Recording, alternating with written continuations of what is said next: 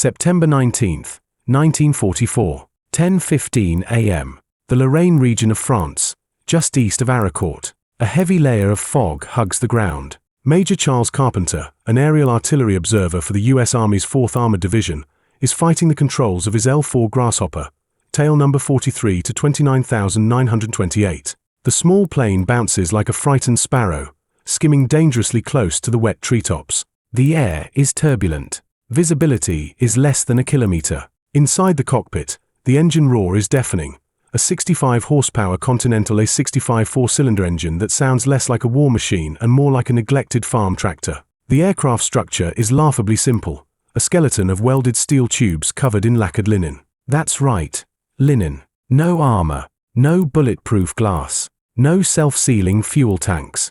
Even the floor beneath the pilot's seat is nothing but a thin sheet of plywood. A single pistol bullet could tear this thing apart. But beneath the wings of this fragile canvas kite, strapped to the struts with crude metal clamps and wiring, are 6 infantry M1A1 bazooka rocket launchers. 300 meters below, the earth is trembling. Through the thin morning mist, the scene on the ground is suffocating. On the muddy roads, deep tracks cut westward.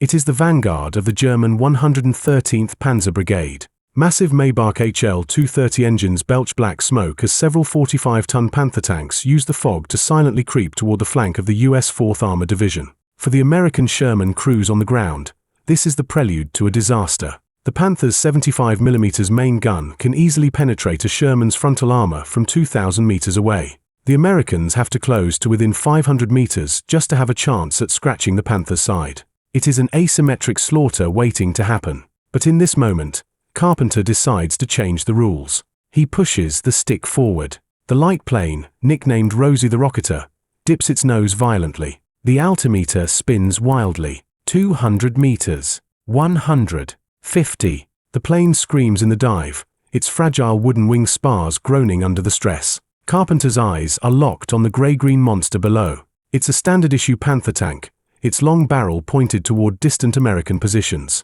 The commander is exposed in the hatch, scanning with binoculars. Distance: 400 meters. The German commander hears the strange noise overhead. He looks up, confused, watching the slow, toy-like American liaison plane diving straight at him. In his experience, the only threat from this kind of plane is its radio, calling in long-range artillery. Instinctively, he ducks back into the turret to close the hatch, intending to wait out the shell fire. He has no idea the threat isn't coming from a howitzer miles away, but from the kite directly above him. Distance: 200 meters. Carpenter has no gun sight, no optics, no ballistic computer. His only way to aim is a crude cross drawn on the windshield with a grease pencil, and the spatial instinct honed by countless hours of flight. Wind noise drowns out everything. Carpenter's finger hovers over a jury-rigged electronic switch panel on the left side of the cockpit. It's a custom ignition box, with wires running all the way out to the bazookas under the wings. 100 meters. The massive Panther expands rapidly in his vision. He can even see the oil stains on the engine grating. Now, Carpenter flips the switch. With a sharp hiss, a blinding streak of white smoke erupts from under the wing. A 2.36-inch M6A1 shaped charge rocket leaves the tube. The plane shudders as if pushed by an invisible hand. The rocket, trailing an orange tail of flame, travels at a sluggish 80 meters per second, arcing slightly downward toward its target. Time seems to freeze. The rocket slams precisely into the weak point between the turret and the hull. The shaped charge detonates instantly. A jet of molten metal, moving at thousands of meters per second, slices through the armor plate like a hot knife through butter, drilling into the tank's interior. Boom! A dark red fireball bursts from inside the tank. The ammunition cooks off. The massive shockwave blows the heavy turret off the hull, tossing tons of steel into the air like building blocks. Thick black smoke rises instantly, mixing with the smell of burning oil and scorched iron. Carpenter pulls back hard on the stick. The L-4 groans in protest, leveling out barely 10 meters above the ground, practically surfing on the shockwave of the explosion. The sound of debris hitting the canvas fuselage is terrifyingly dense, like hail drumming on an umbrella. This isn't a drill. This isn't a movie. This is the Western Front, 1944, and one of the craziest records of single-handed combat in the history of warfare. No fighter escort, no wingman, not even a homing signal to guide him back. Carpenter glances at the 5 rockets remaining under his wings, then looks down at the panicked German armored column, now frantically swiveling their anti-aircraft machine guns. He doesn't turn back. The 41-year-old major, a former high school history teacher, pushes the throttle. The engine roars again. Rosie the Rocketer banks hard in a bold turn, bringing the nose around to face the next German tank trying to flee into the tree line.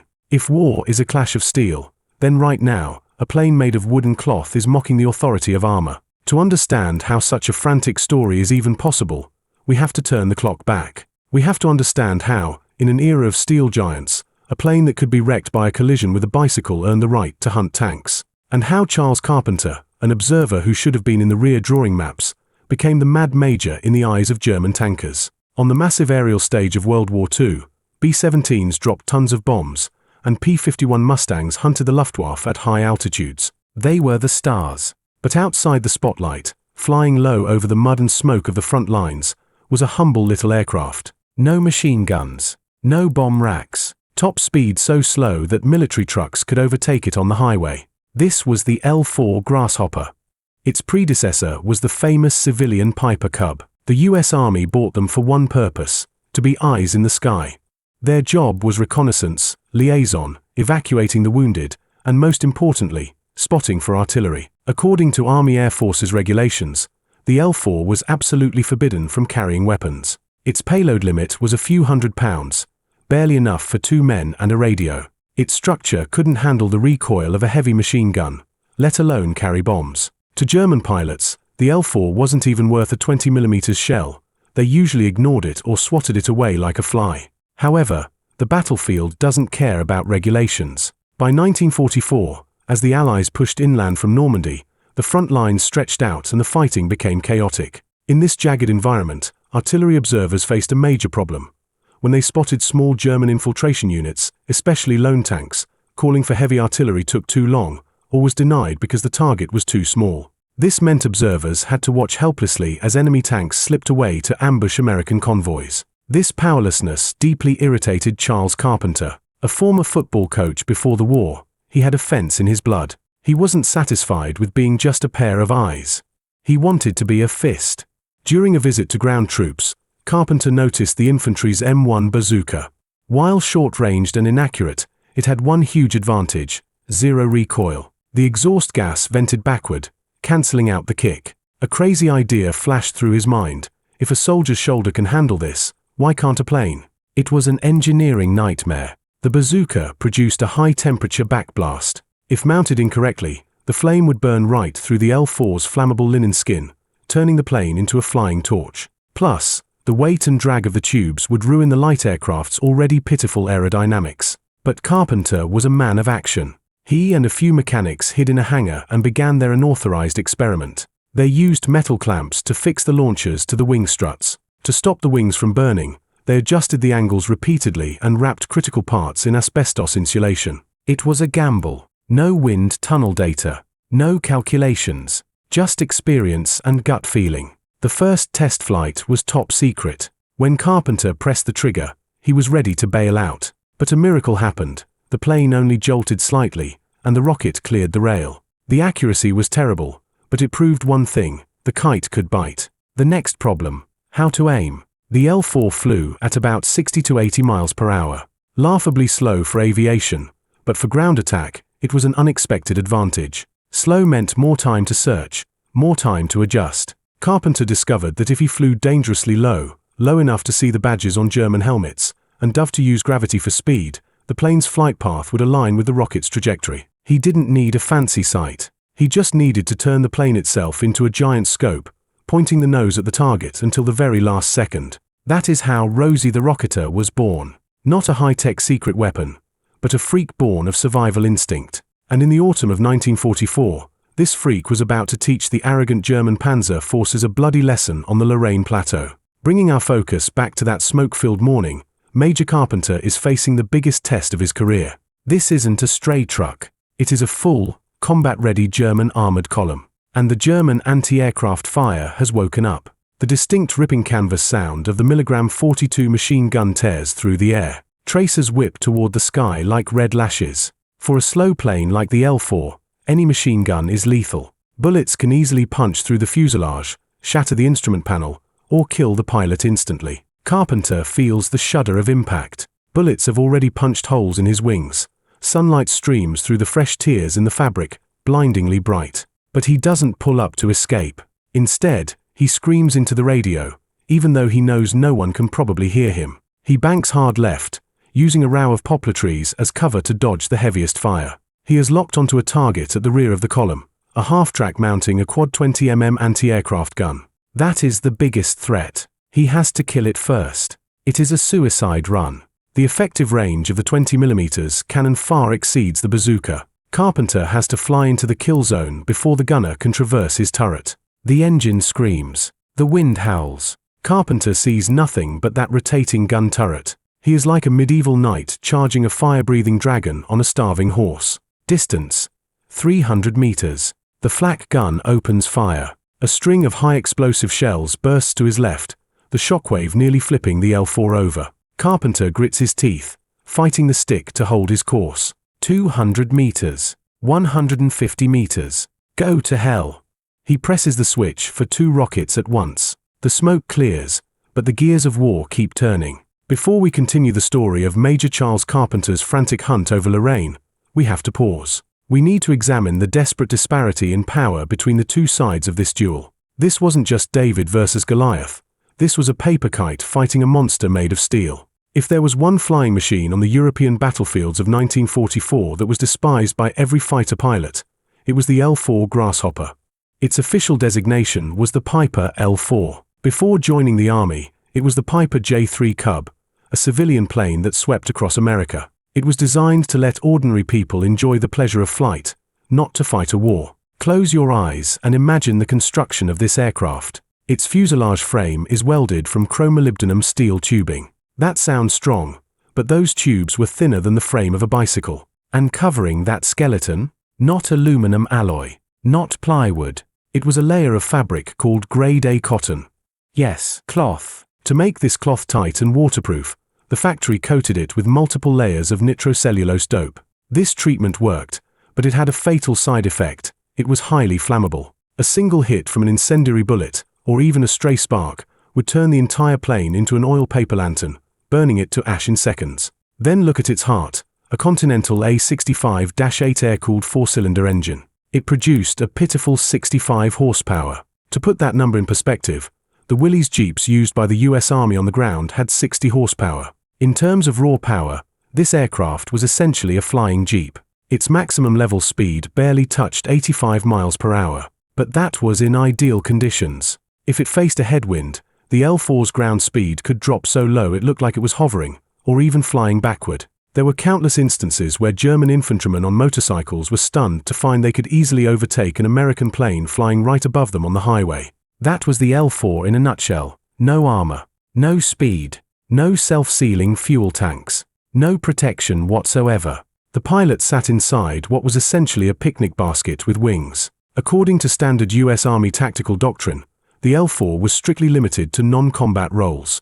They were the eyes of the artillery, correcting aim. They were frontline postmen delivering documents. They were aerial ambulances evacuating the wounded. Their only defense was the radio, calling in the truly powerful P-47 Thunderbolts or the 155mm long Tom howitzers to solve their problems. But in France in 1944, specifically within General Patton's lightning-fast 4th Armored Division, things changed. The front line was moving too fast. Communications often broke down.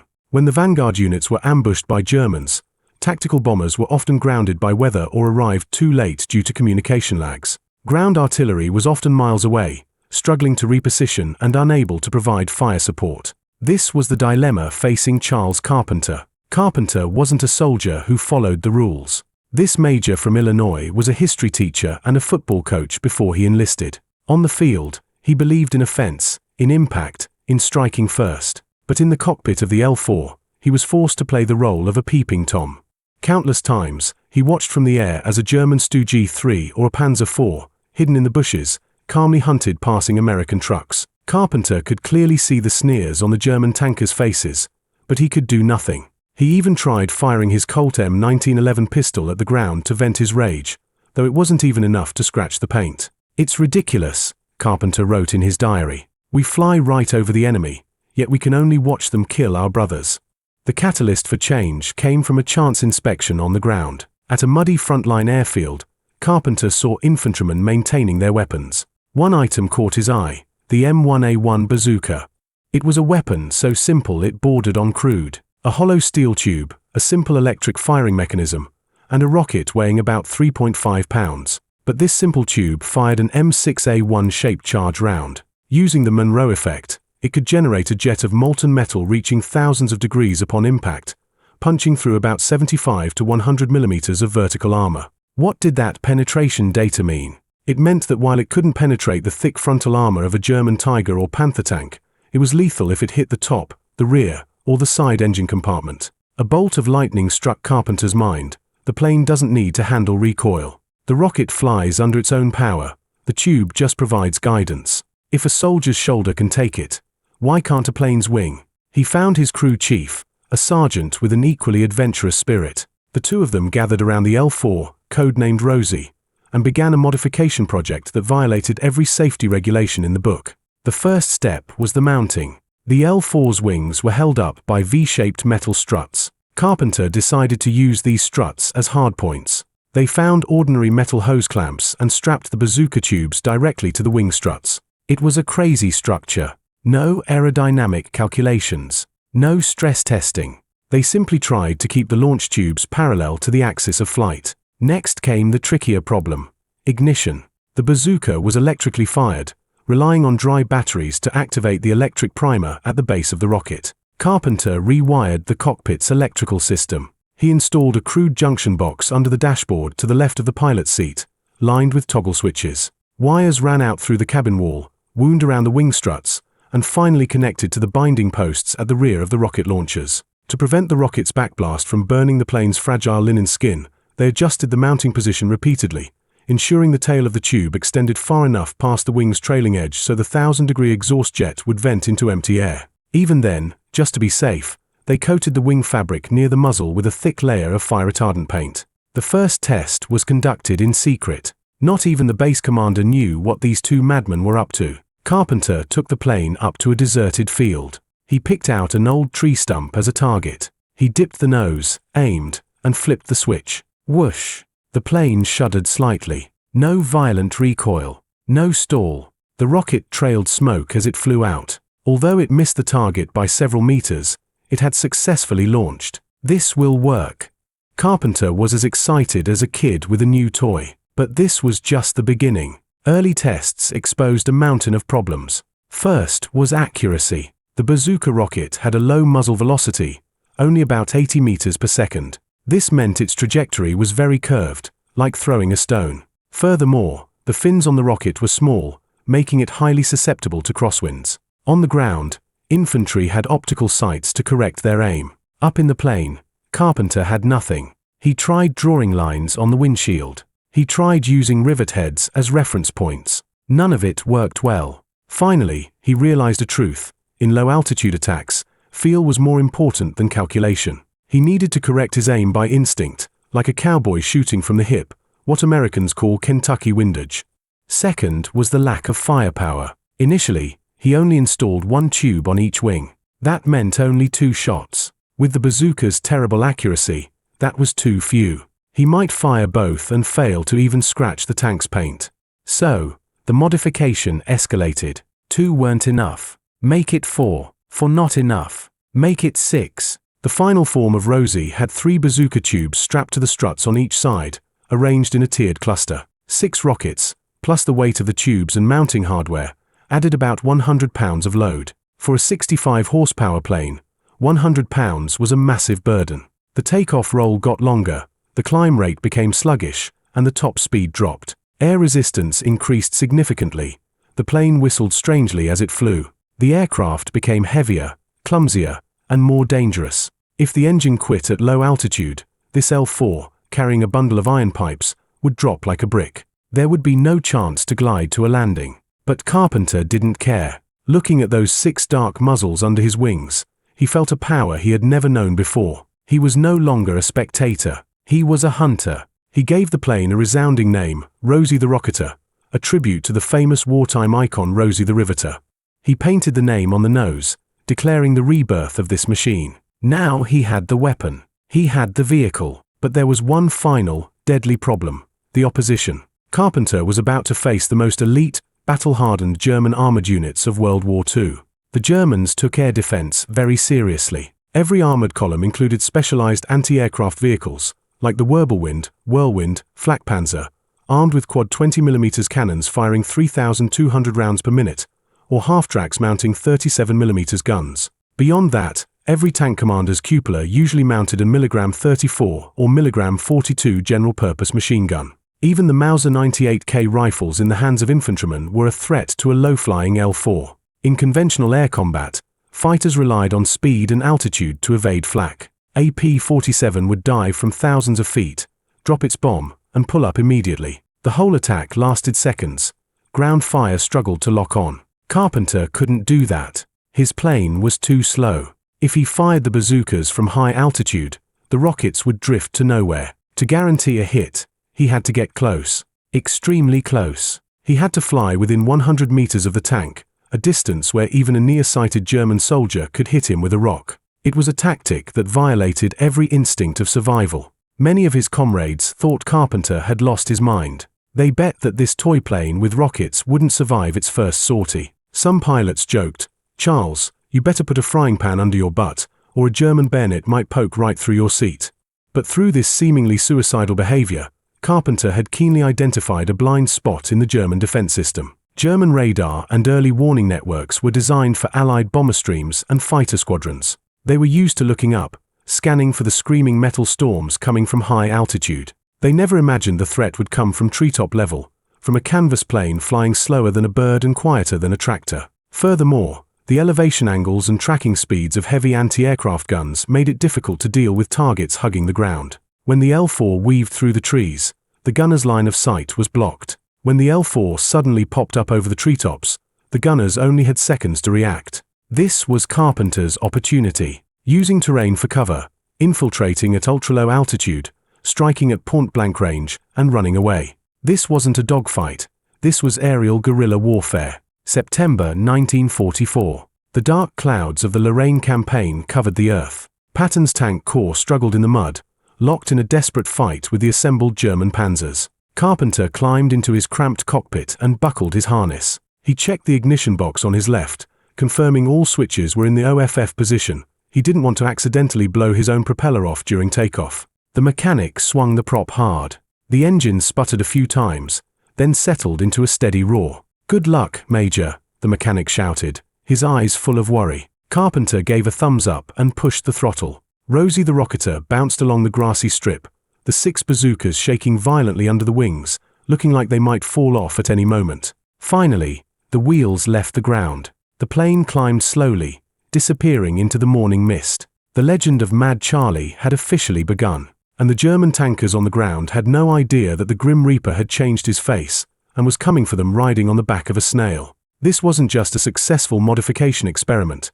This was the ultimate display of asymmetric warfare in military history. When a history teacher decides to rewrite history, even if he only has a few iron pipes and a canvas plane, he is enough to make steel giants tremble. The theoretical modifications were complete, but the battlefield is not a laboratory. To turn a liaison plane designed for delivering mail into a tank killer, Major Carpenter first had to overcome not the Germans, but his own pilot instincts. In flight school, instructors drilled one iron rule into every cadet's head: altitude is life. For an underpowered light aircraft, altitude means potential energy. It means having the room to glide if the engine fails. It means having the space to dive and gain speed if attacked. But for Rosie the Rocketer, that iron rule was flipped on its head. Loaded down with 6 bazookas and heavy wiring, the L4's aerodynamics had deteriorated to the edge of danger. It struggled to climb. Flying high just made it a target pinned against the sky. To survive, to hit anything, Carpenter had only one choice: fly low. Extremely low. This wasn't just low-altitude flying in the conventional sense. This was what modern military terminology calls nap-of-the-earth flying. But in 1944, that term hadn't been invented yet. Carpenter was just gambling with his life, guided by pure intuition. Imagine the scene: a plane with a 35-foot wingspan, traveling at 60 miles per hour, screaming along just 15 to 30 feet off the ground. At this height, the reference points aren't lines on a map, They are tree canopies, telephone poles, and farmhouse chimneys rushing toward your face. At this height, the sensation of speed is magnified. The grass below blurs like a green conveyor belt. Cows and sheep scatter in panic. French farmers look up in terror as the landing gear almost scrapes the brims of their hats. This was Carpenter's invisibility cloak. The German air defense system of the time, whether it was the Wurzburg radar or optical rangefinders, had a massive blind spot, ground clutter. When a plane flies low enough, radar waves are scattered by the terrain, making the target impossible to lock onto. And for the German gunners manning the 20mm or 37mm flak cannons, the trees, hills, and buildings became natural shields. They would often hear the engine but see nothing, until the plane suddenly popped over the treetops. By then, the turret rotation speed simply couldn't keep up with the plane's angular velocity. This was the first rule of survival Carpenter discovered. Crawl along the ground like a fox, don't soar in the sky like an eagle. But surviving was only step one. The point was to attack. The Bazooka's M6A1 rocket was originally designed for point-blank fire by infantry. When strapped to a plane engaging targets hundreds of meters away, its trajectory became a bizarre parabola. The rocket motor burned for a split second, and once the propellant was gone, the projectile became a brick with fins, dropping rapidly. Without a gun sight, how could Carpenter hit anything? He developed a unique method of visual correction. He drew a cross on the windshield with a grease pencil, but that was just a reference. True aiming relied on a kind of mad geometry. He had to put the plane into a shallow dive, aligning the aircraft's flight path with the predicted drop of the rocket. It required an insane level of skill. Dive too shallow, and the rocket falls short. Dive too steep, and you might fly the plane right into the dirt. The early battles were filled with the terror of trial and error. In August 1944, during a patrol, Carpenter spotted a German supply convoy. Several Opel Blitz trucks and an SD KFZ 251 half-track were moving along a road.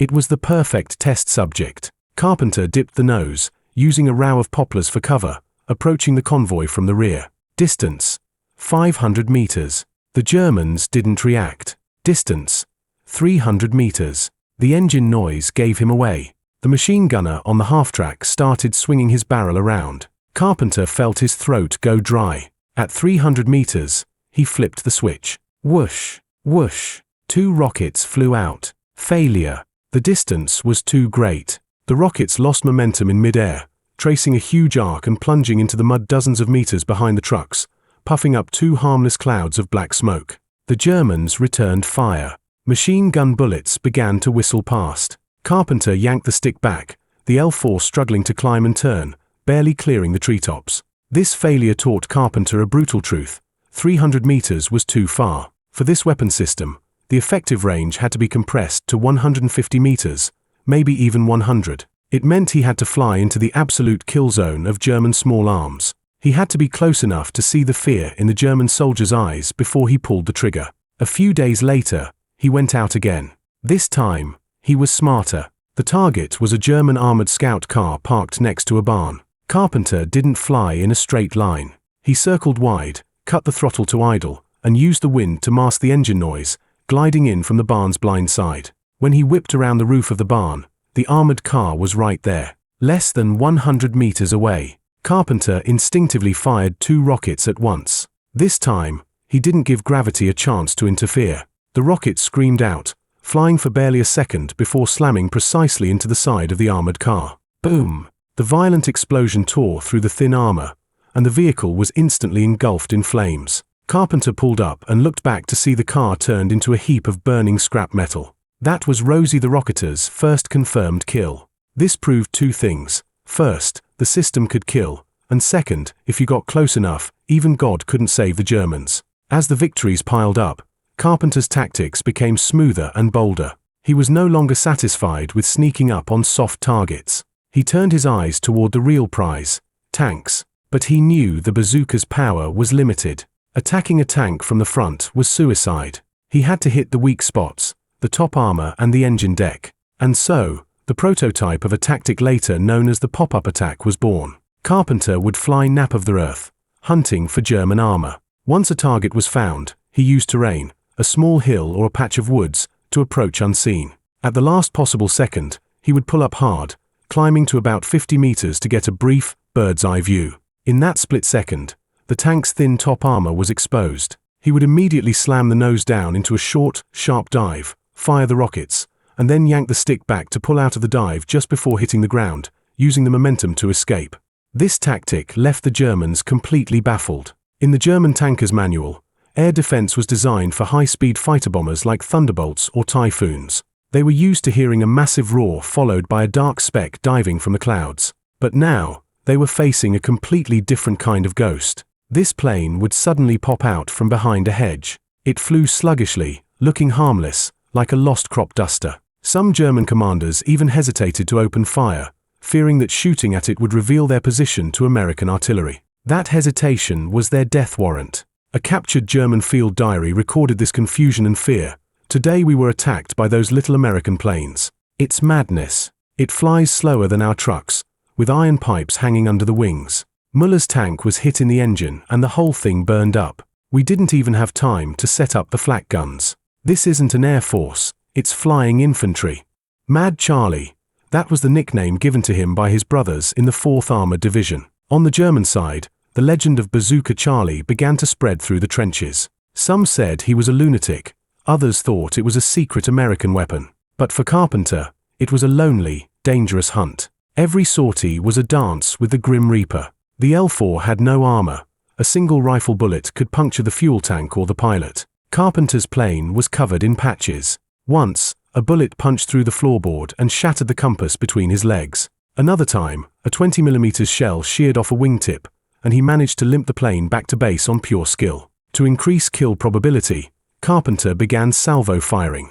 Although it shook the plane violently, firing 2 or even 4 rockets at once against high-value targets created a dense wall of death, guaranteeing a hit. He also started training other observers. While most pilots wanted nothing to do with these suicide missions, a few bold souls began copying his modifications. A small, informal L4 attack squad began to form, but Carpenter was always the one out in front, flying the lowest, hitting the hardest. Time marched on to mid-September 1944. Patton's troops had pushed to the Moselle River. The Lorraine campaign entered a fever pitch. To reverse the collapse of the Western Front, Hitler gathered his remaining armored elite for a massive counterattack. The 113th Panzer Brigade became the primary threat. This unit was heavily equipped with Panther medium tanks, at the time, one of the best tanks in the world. For American Shermans, the Panther was a nightmare. For Carpenter, it was big game.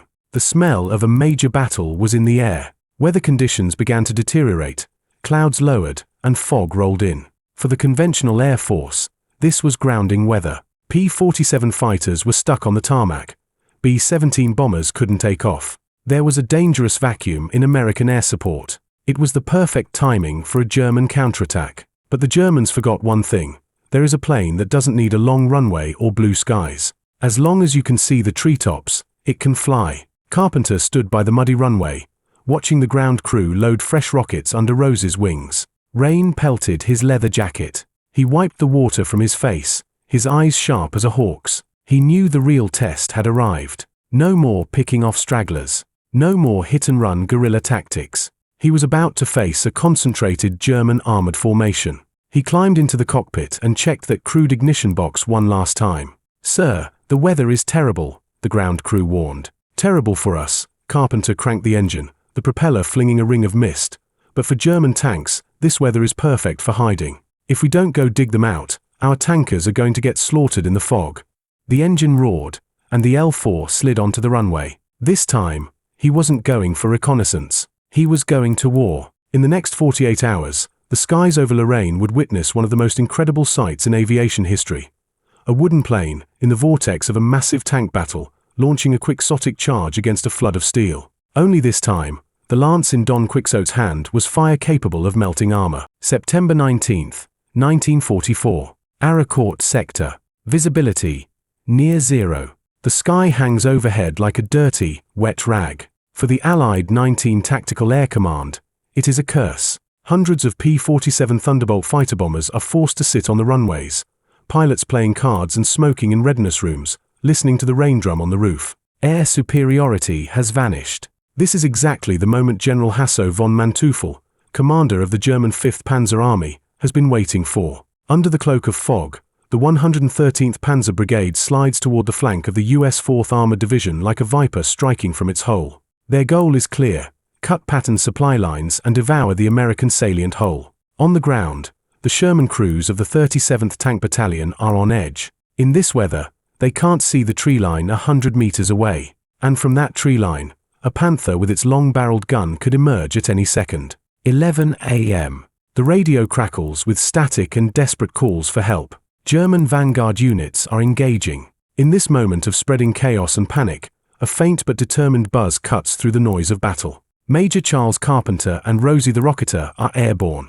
No wingman, no ground guidance. Carpenter flies the rocket-laden L-4 alone into the mist. Rain streams across the windshield. He has to open the side window, letting the cold wind and rain sting his face just to see the ground. He flies low, low enough to smell the acrid smoke of the battlefield. Suddenly, near the village of Leasy, in a patch of open ground, Carpenter's pupils constrict. Below, 2 German Panther tanks are pushing along a muddy ridge. Their hatches are buttoned up, hulls covered in Zimrit antimagnetic paste. Their 75mm kilowatt K-42 guns, like scythes of the Grim Reaper, are pointed at an unsuspecting American transport convoy a kilometer away. It is hunting time. Carpenter doesn't attack immediately. He knows chasing them from behind is risky. The rockets will likely bounce off the thick rear armor or get caught in the track guards. He needs an angle. A killing angle. He pulls the stick, banking the L-4 behind an oak grove to flank the German tanks. Engine RPM surges. The plane pops up, then banks hard left into a dive. Target: the top of the first tank. That is where the armor is thinnest, only 16mm. Distance: 300 meters. The German tank hasn't spotted the threat. Engine noise masks the plane's approach, and the narrow vision slits restrict the crew's view. Distance: 150 meters. Carpenter can clearly see the spare track links on the turret. He counts 1 second in his head, correcting for wind. Fire! 2 rockets from the right wing spit tongues of fire. The plane yaws violently to the left. The 2 projectiles cross paths as they rush toward the target. The first one misses, exploding in the mud next to the tracks, but the second one hits dead on, right at the radiator grating where the turret meets the hull. That is the air intake for the engine. Below it lies the fuel tank and the powertrain. Boom! No catastrophic detonation, but thick black smoke instantly billows from the rear of the tank. The tank jerks to a halt, inertia dipping its nose forward. Then, dark red flames erupt from the vents. The crew scrambles out of the hatches in panic, but before they can escape, fire has already swallowed the fighting compartment. The second Panther, seeing this, frantically begins to turn, trying to bring its thick frontal armor to bear on the threat. But the commander is confused. Where is the threat? No anti-tank gun flash. No Sherman in sight. In that moment of hesitation, Carpenter has already completed his loop and is coming back from the other side. This time, he doesn't dive. He chooses a flat, ultra-low level approach. He is going for the side tracks and road wheels. Whoosh, whoosh. 2 more rockets. One hits the drive sprocket. The jet of molten metal shears the track pin. The track peels off like a snake with a broken spine. The 45-ton steel beast loses mobility, becoming a stationary pillbox. Carpenter doesn't linger. He knows this paralyzed tank is now lunch for the American ground troops. He pulls up and vanishes into the fog, leaving behind 2 burning bonfires and a group of stunned German soldiers. He has to return to base. He only has 2 rockets left under the wings. This is Carpenter's rhythm for the day. Take off. Search. Attack. Return to reload. Take off again. The ground crew is losing their minds. They have never seen such high-intensity sortie rates. Usually, an L-4 flies 2 or 3 times a day. Carpenter has flown 3 sorties in just a few hours. Every time he lands, he looks paler than before, the result of prolonged hyperfocus and physical exhaustion. His hands shake, steadying only when he grips the control stick. Major, take a break. This is too dangerous, the crew chief pleads, wiping carbon buildup off the launch tubes with a wet rag. No. Carpenter chews on a piece of dry ration, eyes glued to the map. The Germans are still pushing. Load me up. Give me all the rockets we have. 2 p.m. The rain eases, but the battle reaches a fever pitch. Southeast of Aracourt, a crisis is brewing. A German assault group of heavy tanks has broken through the American perimeter and is closing in on the 37th Tank Battalion's command post. Leading the charge this time is a true monster, a Tiger tank. While post-war historians suggest the main German force in this area was Panthers, to the eyes of American soldiers at the time, any huge tank with a boxy turret was a Tiger.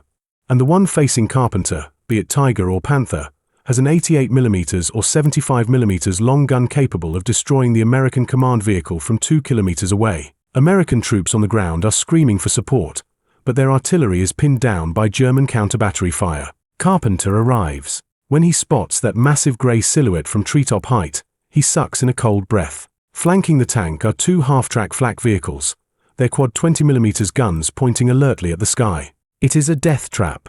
A rational pilot would turn back, or maybe fire a rocket from a distance as a distraction and leave. But Carpenter makes a decision that shocks everyone. He cuts the engine. Yes, he turns off the engine in mid-air. The propeller spins a few times on inertia, then stops. The L4 becomes a silent glider. No engine noise means no warning, only the sound of wind over canvas. Carpenter uses the wind direction to glide silently toward the German position like a hunting owl. The German observers on the flak tracks are scanning the distant horizon.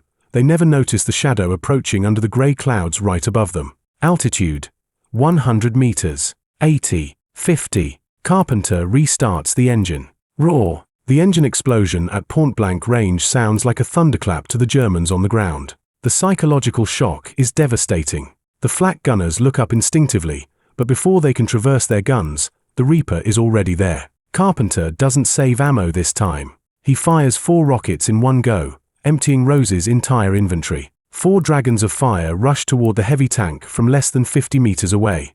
This isn't shooting. This is an execution. 1 rocket flies wide. 1 hits the turret face and bounces off, but the remaining 2 slam solidly into the weak engine deck and the turret ring. The shaped charges pierce the armor instantly. The explosion is more violent than any before. The rockets detonate the internal fuel tanks, and the heat sets off the fully loaded high-explosive shells. Boom!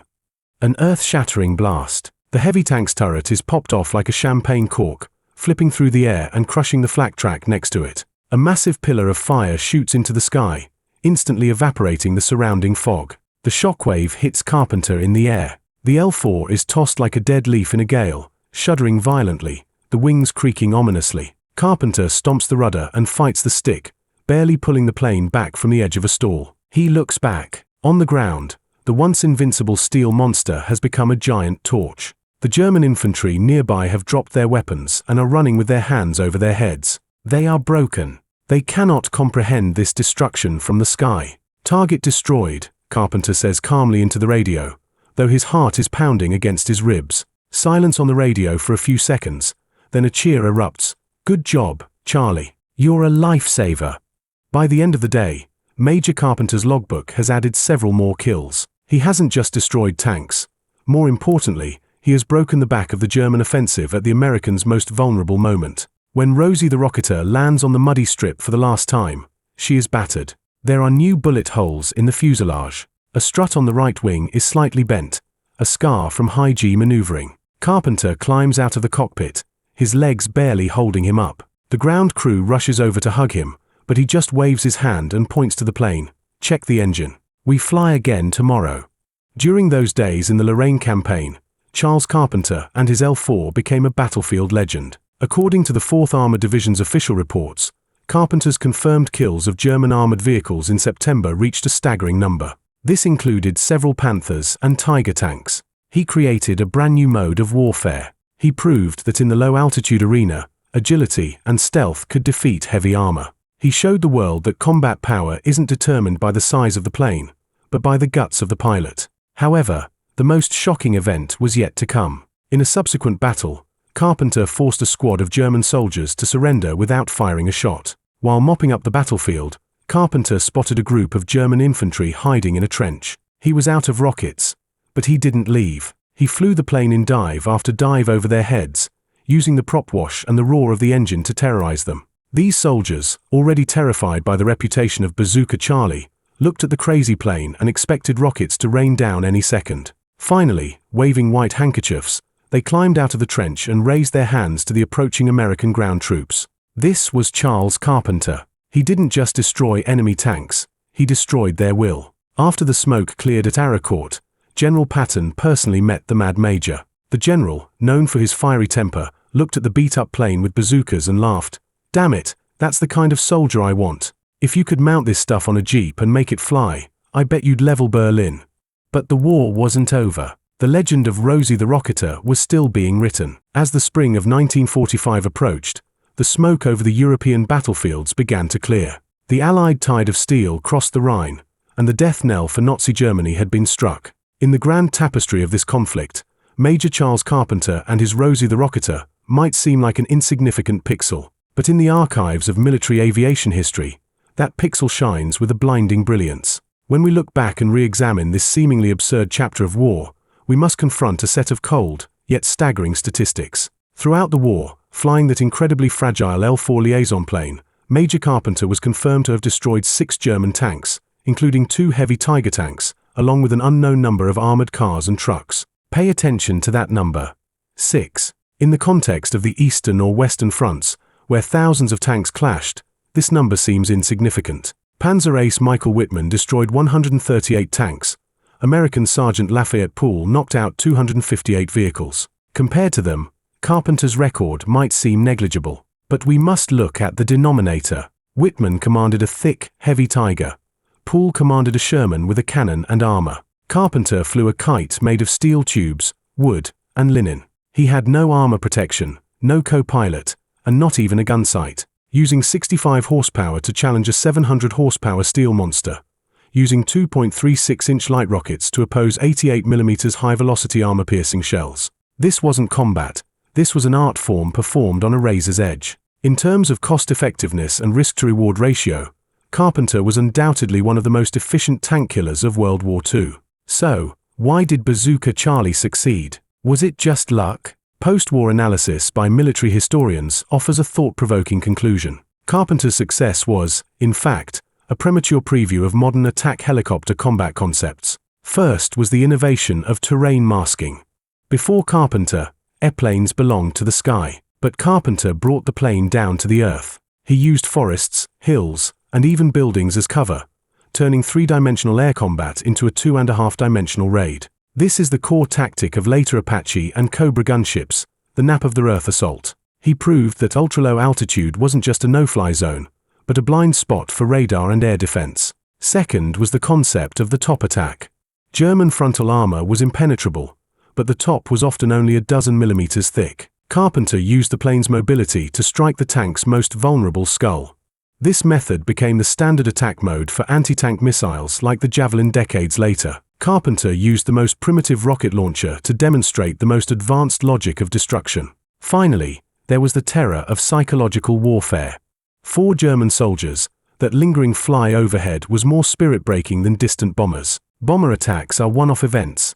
They drop and leave. But Carpenter was like a circling vulture, constantly watching. You didn't know when he would dive, or when he would fire. This constant fear severely delayed German movements, even forcing armored units to freeze during daylight hours. However, despite the miraculous success of Carpenter's tactics, they were never widely adopted. The reason was simple. It was too dangerous. This wasn't a standard tactic that could be written into a textbook. It was individual heroism relying on a mix of genius and madness. Most observers who tried to mimic Carpenter crashed into trees or were shot down by small arms fire. To dance through a hail of bullets in an L4, you needed more than skill. You needed the temperament of a gambler who disregarded life and death. Carpenter was exactly that unique gambler. After the war, this legendary major, whom General Patton called a real soldier, made a surprising choice. He didn't stay in the military to climb the ranks, nor did he use his fame to run for office or start a business. In 1945, Charles Carpenter took off his medal-laden uniform. He returned to Illinois, back to the high school campus he loved. He picked up his pointer and went back to being an ordinary history teacher. Imagine the scene. In a classroom at Urbana High School, sunlight hitting the chalkboard. A gentle, middle-aged man adjusting his glasses, telling children about Caesar's Gallic Wars or the American Revolution. The students likely saw only a kind teacher. Few knew that this man had once flown a wooden plane over Lorraine, single-handedly hunting Nazi Tiger tanks. He rarely spoke of his exploits. To him, war was a duty to be fulfilled, not a trophy to be flaunted. However, fate was not kind to this hero. In 1966, Charles Carpenter was diagnosed with Hodgkin's lymphoma. After a brief but tenacious battle with the disease, he passed away that same year. He was only 53. He left too soon. He didn't see the roar of attack helicopters in the jungles of Vietnam, nor the slaughter by A-10 warthogs in the Gulf War. If he had, he would have smiled, because the tactical DNA flowing through the veins of those steel monsters originated from his insane dives over the French farmlands. As for the legendary Rosie the Rocketer, L4H liaison plane serial number 43 to 29928, its fate was even more twisting than its master's. After the war, it was sold as surplus. It dusted crops, rusted in the corner of a hangar, changed hands, and was all but forgotten. Until 2017, when the renowned Collings Foundation discovered it in an old hangar. Checking the serial number, historians were shocked to confirm this was the legendary tank killer. Restoration began immediately. Engineers carefully stripped away later paint jobs and repaired the corroded tubes. Touchingly, on the wing struts, they found the marks of the original clamps used to mount the bazookas, and the crude drill holes in the cockpit for the wiring. These marks were the fingerprints of history. In 2020, the restored Rosie the Rocketer took to the blue skies once more. The famous Rosie the Riveter nose art was repainted, and replica bazookas were hung under the wings. When that 65-horsepower engine sputtered to life again, it was as if time had reversed, and the cigar-chomping, sharp-eyed Mad Major was sitting in the cockpit once more. Today, when we look back at the story of Charles Carpenter, we see more than just a curiosity of military history. It tells us that victory in war is not solely determined by weapon specs. Beyond the mass of steel and gunpowder, human will, creativity, and courage remain the decisive variables. In an era dominated by the logic of total war, when everyone sought bigger, heavier, stronger weapons, a high school history teacher used the lightest, slowest, weakest plane to teach us a vivid lesson. He proved that with a brave heart and a touch of mad imagination, even a kite can become a dragon slayer. This is the story of Bazooka Charlie, a legend of improvisation, of striking back, and of never bowing down, even against absolute odds. In the winds of Lorraine, his legend still whispers.